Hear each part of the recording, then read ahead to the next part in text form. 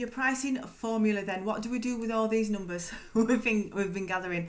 So for each recipe or element of a finished product, so say your sponge, your filling, your icing, a figure, flour, packaging, to price each of those elements, you need to add together all your unit costs, your hourly rate to make it, multiplied by the number of hours, your overheads and your profit. So you create a list of these element prices. So you'll have a list that says chocolate sponge for a 6-inch, you need to charge this amount of money. Remember to include your time leveling and trimming that sponge. So then vanilla buttercream for on a 6-inch, the amount you need for a 6-inch, you need to charge this amount of money. Again, remember, it's not just your mixing time, it's your time actually pouring it on the cake. And then to fill it with jam or Nutella or Biscoff, and then for the board and your labelled box, everything. So from this list of elements, you can put together your base product prices. So to put together a base price for a 6-inch vanilla buttercream cake, you add together that sponge, the buttercream, the filling, the board, the box. And then when it comes to quoting, look at what extras they've added on. You know, for strawberries, you need to charge this amount of money for them to fill the top of a 6-inch cake. You know, is it this much extra for an edible print, including fixing it on, all that stuff. So that'll build up to your actual product prices.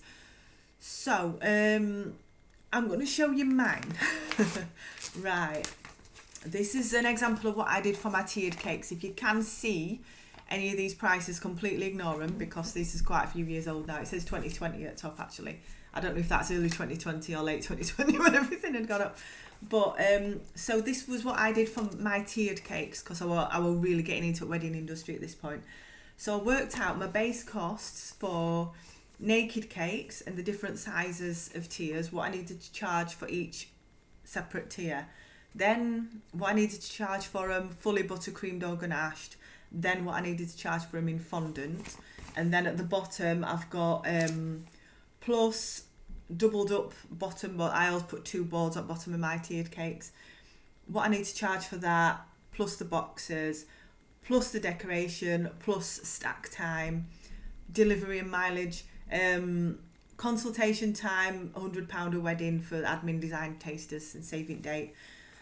And then I add all those prices up and add on my 10% profit at the end of it. So that's just an example of how I did it.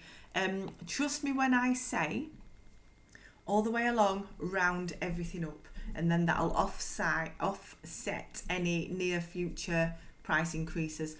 Don't panic if these numbers seem high, because next I'm going to walk you through ways that you can get your costs down, especially your time costs, because if you can get those costs down, you can get your prices down.